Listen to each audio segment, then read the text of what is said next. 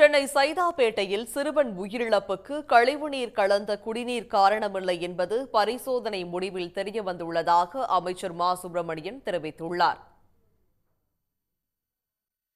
சென்னை சைதாப்பேட்டை அபித் காலனியில் கழிவுநீர் கலந்த குடிநீர் அருந்தியதால் பீகாரைச் சேர்ந்த தம்பதியின் மகனான சிறுவன் உயிரிழந்ததாக புகார் எழுந்தது.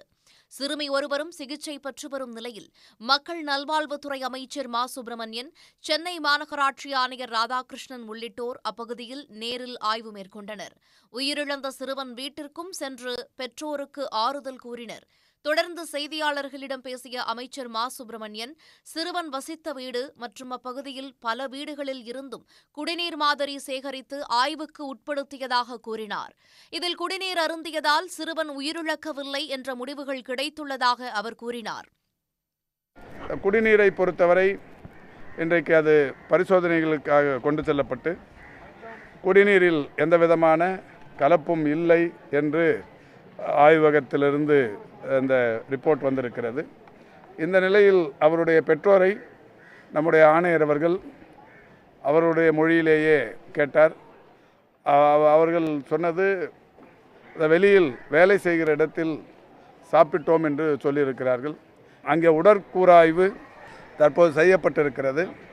எனவே அதற்கான அந்த ரிப்போர்ட் என்பது இன்னும் 2 நாட்களில் வந்துவிடும்.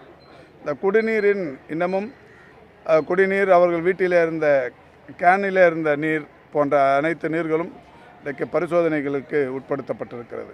பாதிக்கப்பட்ட பகுதியில் தற்காலிக மருத்துவ முகாம் அமைக்கப்படும் என்றும், மக்கள் சந்தேகம் இருந்தால் பரிசோதனை செய்து கொள்ளலாம் எனவும் தெரிவித்தார். இதனிடையே புகாருக்குள்ளான இடத்தில் அதிகாரிகள் ஆய்வு செய்தபோது ஆற்றுக்கு கழிவுநீர் செல்லும் இடத்தில் அடைப்பு இருந்ததை கண்டறிந்தனர். மழைநீர் செல்வதற்கு இடையூறாக சுவர் கட்டியதன் மூலம் இந்த அடைப்பு ஏற்பட்டு குடிநீருடன் கழிவுநீர் கலந்துள்ளதை அதிகாரிகள் உறுதி செய்தனர். எனினும் அதனால் உயிரிழப்பு ஏற்படவில்லை என்றும் குறிப்பிட்டனர். பின்னர் அங்கு தோண்டப்பட்டு தண்ணீர் வெளியேற்றப்பட்ட நிலையில் தடையாக இருந்த சுவர் உடைக்கப்பட்டது. உடனுக்குடன் செய்திகளை தெரிந்து கொள்ள சன் நியூஸ் பெல் ஐகானை கிளிக் பண்ணுங்க.